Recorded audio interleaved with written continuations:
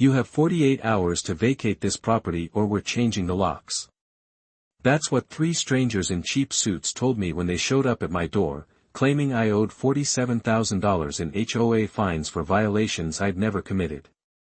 The woman in charge shoved fake legal documents in my face while her 2 cronies blocked my driveway with their idling black SUV. I'm Jake Mercer, retired Navy SEAL, 20 years Special Operations. I'd been peacefully renovating my inherited ranch house in Pinewood Springs for 8 months. But as I held their obviously photocopied seizure notice, every instinct I developed hunting terrorists started screaming warnings. They picked the wrong house. What would you do if strangers tried to steal your house with fake papers? Drop a comment and let me know where you're watching from. My name's Jake Mercer, 45 years old, retired Navy SEAL with 20 years of Special Operations. An IED in Afghanistan left me with a slight limp and a medical discharge, but my mind stayed sharp as a blade. 8 months ago, I inherited my Uncle Roy's modest ranch house in Pinewood Springs, Colorado, population 3,200. I'd moved there for peace. After 2 decades of hunting bad guys, I craved quiet mornings with coffee on the porch and renovation projects. Uncle Roy's place needed work, rotted deck boards, ancient kitchen cabinets, and a bathroom that looked like a crime scene. But it was mine, paid in full with clear title and no mortgage. That's when Veronica Blackwood entered my life like a bad rash. Picture a 52-year-old woman who'd moved from Denver suburbs and immediately appointed herself the unofficial community standards coordinator.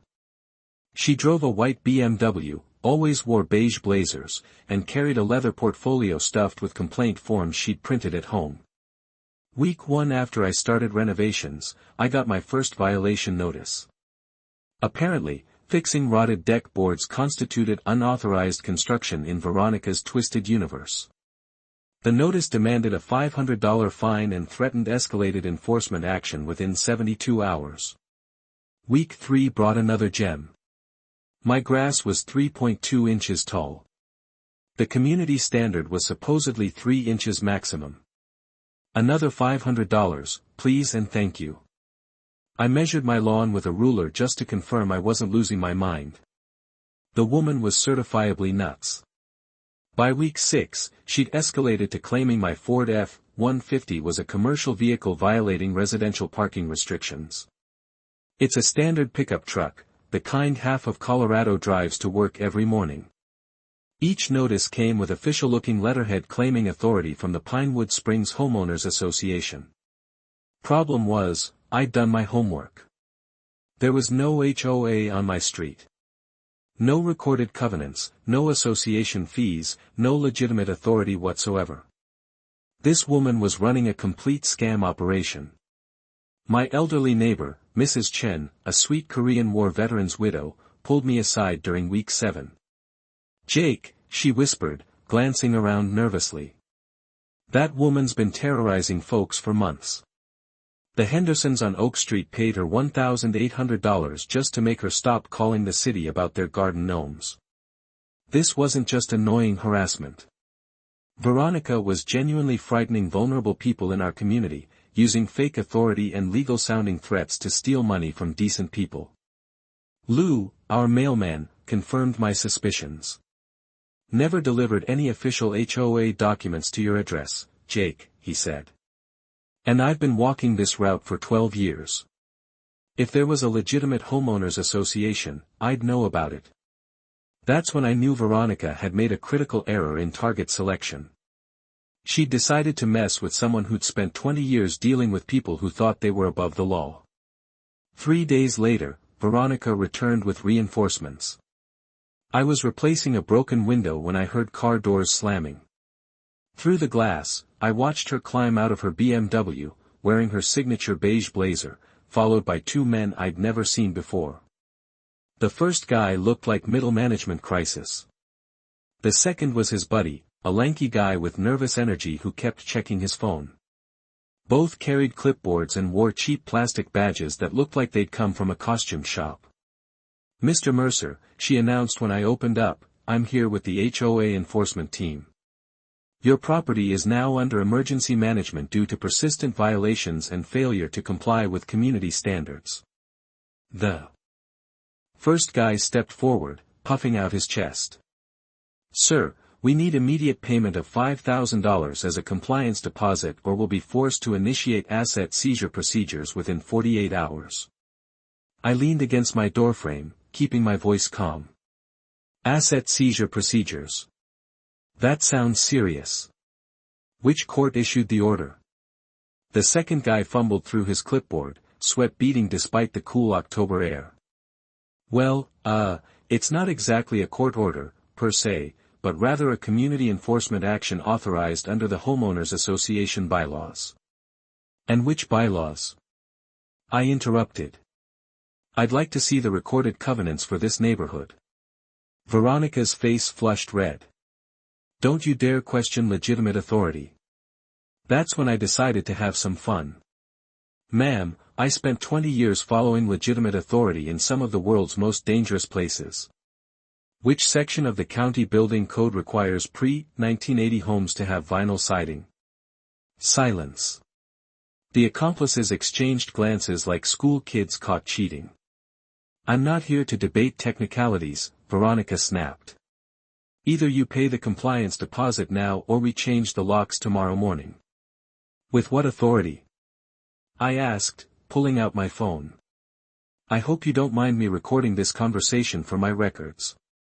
The effect was immediate.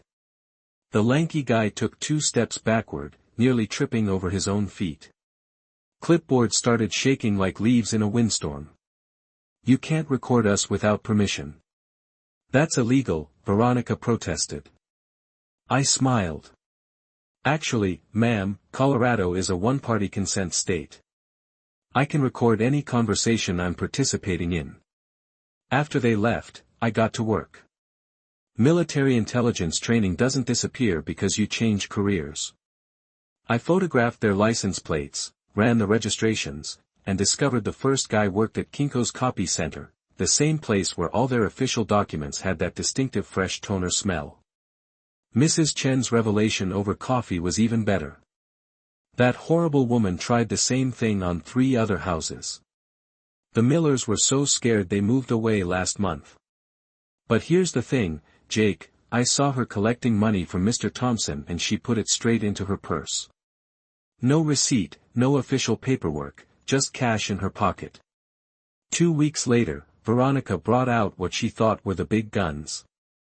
I was installing new kitchen countertops when I heard a commotion outside.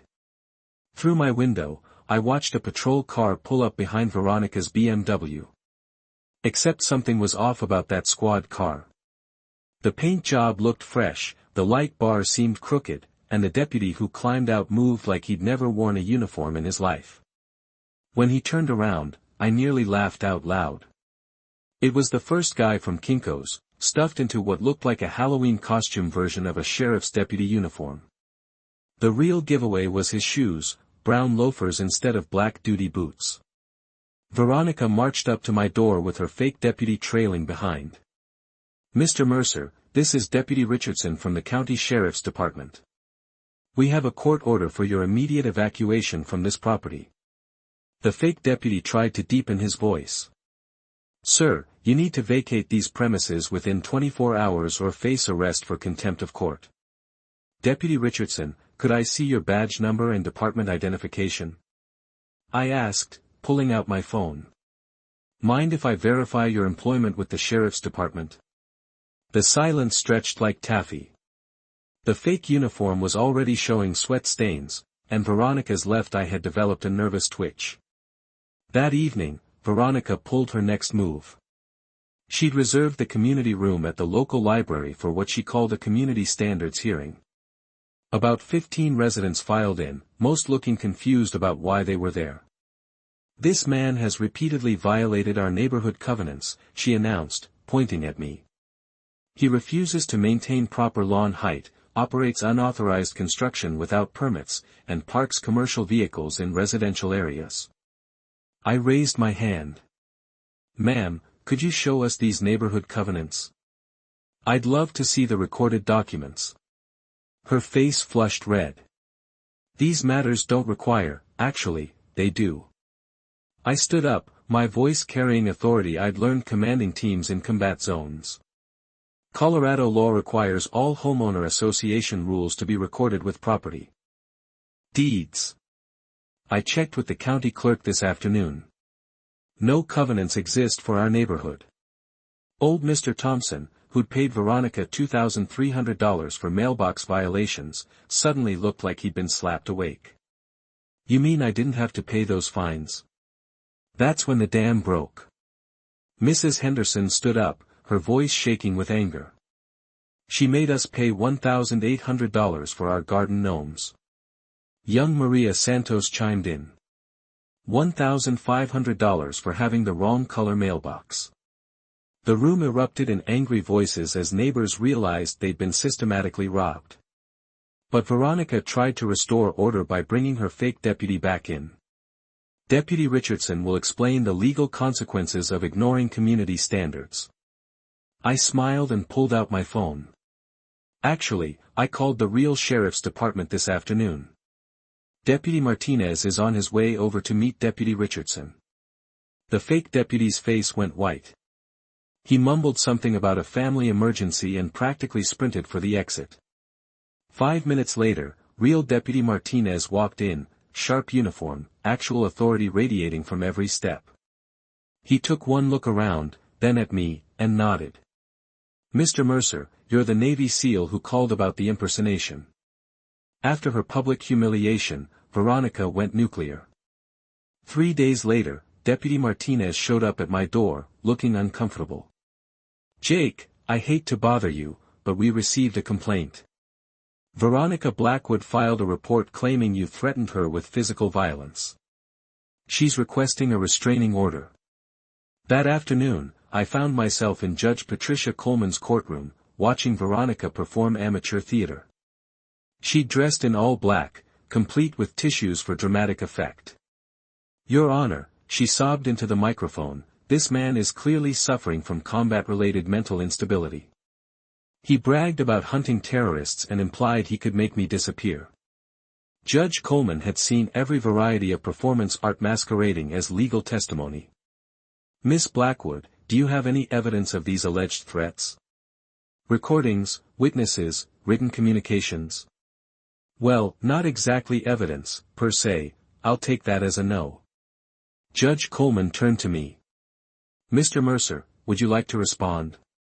I played the recording from our library encounter. Veronica's voice filled the courtroom as she tried to silence angry neighbors, followed by the fake deputy's panicked exit. Judge Coleman listened to the entire recording, her eyebrows climbing higher with each exchange. Miss Blackwood, this recording indicates that you've been collecting money from residents under false pretenses and using someone to impersonate a law enforcement officer. Are you aware that both activities constitute serious criminal offenses? Your restraining order request is denied, Judge Coleman interrupted. Furthermore, I'm forwarding a copy of this recording to the district attorney's office for review. Something about Veronica's operation felt bigger than petty harassment. So I went to the county records office and discovered the horrifying truth. Beverly, the clerk, pulled up document after document showing 23 properties with recent lien filings, all from the same source. Veronica hadn't just been collecting fake fines. She'd been filing fraudulent liens against properties, claiming unpaid HOA assessments ranging from $5,000 to $15,000. These liens were connected to a company called Pinewood Property Solutions, owned by Veronica under her maiden name. This wasn't random harassment.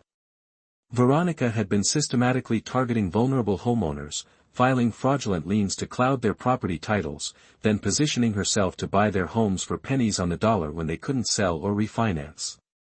The Miller property on Oak Street had sold for $28,000 last month, market value was $260,000. The elderly couple hadn't just moved away, they'd been forced to sell their home for a fraction of its value because Veronica's fraudulent liens made it impossible to get clean title transfer. I called my old naval intelligence friend Sarah Mitchell, who transitioned to the FBI's Financial Crimes Task Force. Mail fraud, wire fraud, conspiracy, and organized criminal activity, she summarized after I explained everything. "Send me everything you've got, Jake. This sounds like a RICO case waiting to happen." Meanwhile, Mrs. Chen had been organizing our neighborhood response. Her living room became a command center with maps, victim testimonies in folders, and a timeline of Veronica's activities that belonged in a federal evidence room. By the end of the week, we had assembled overwhelming force: federal investigators, professional journalists, documented victims, and local law enforcement, all aligned against Veronica's criminal enterprise. Veronica called an emergency town hall meeting, billing it as a public safety forum regarding dangerous veteran behavior. What she didn't know was that FBI agents had driven down from Denver the night before, along with investigative journalists and camera crews. The community center parking lot looked like a law enforcement convention.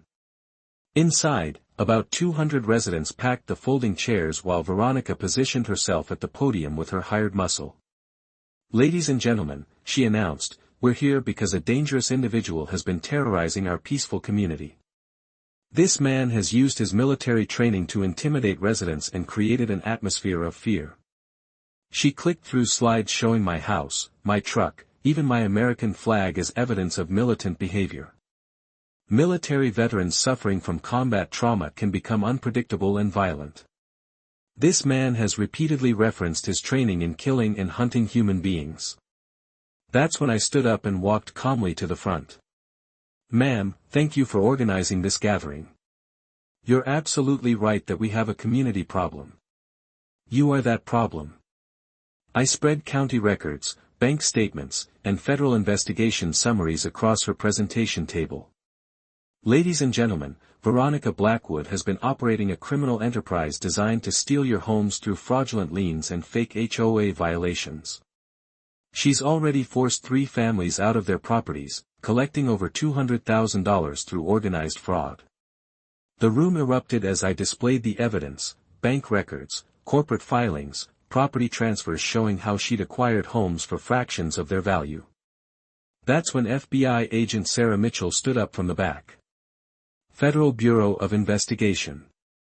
We have warrants for the arrest of Veronica Blackwood, Richard Blackwood, and Marcus Webb on charges of mail fraud, wire fraud, conspiracy, bribery, and racketeering." Federal agents moved from positions around the room. News cameras captured every moment as Veronica's hired thugs melted away, leaving her standing alone, finally stripped of her fake authority. "You have the right to remain silent," Agent Torres announced as handcuffs clicked on Veronica's wrists. The community center erupted in applause that lasted 5 minutes. Justice, when it finally arrives, sounds like thunder rolling across mountain peaks. 6 months later, I sat on my completed front porch with morning coffee, watching the sun rise over the Rockies and listening to sounds of a neighborhood that had rediscovered peace. Veronica Blackwood was sentenced to 4 years in federal prison after pleading guilty to 17 felony charges. Her accomplices received sentences ranging from 18 months to 3 years. Federal asset forfeiture laws allowed authorities to seize everything: her BMW, Denver condo, jewelry, even her precious leather portfolio. Over $340,000 was distributed back to victims with interest and penalties. Most importantly, the Miller family reclaimed their house after prosecutors proved their forced sale had been obtained through criminal fraud. Our community built something beautiful from the ashes of Veronica's scheme. Mrs. Chen's weekly coffee gatherings evolved into the Pinewood Springs Neighborhood Defense Network. The recovered money seeded our Community Defense Fund, which provides free legal consultation and sponsors our annual Unity Festival. My kitchen table became an unofficial consultation center for veterans facing civilian legal challenges. The investigation led to the Blackwood Act, state legislation requiring stricter verification for property liens and HOA claims. On quiet evenings, I get calls from other veterans facing their own Veronicas. The network we built has become an informal support system spanning multiple states. Mrs. Chen still delivers cookies weekly, accompanied by updates on her volunteer work teaching fraud recognition. "Knowledge defeats bullies better than any weapon," she says. The sound of children playing safely, neighbors helping neighbors, and justice served reminds me daily that sometimes the most important battles happen right in your own backyard. Drop a comment sharing your worst HOA or neighborhood bully story. Subscribe to HOA Stories because next week I'm sharing how a retired teacher exposed a fake charity that stole $200,000 from hurricane victims and the FBI sting operation that brought them down.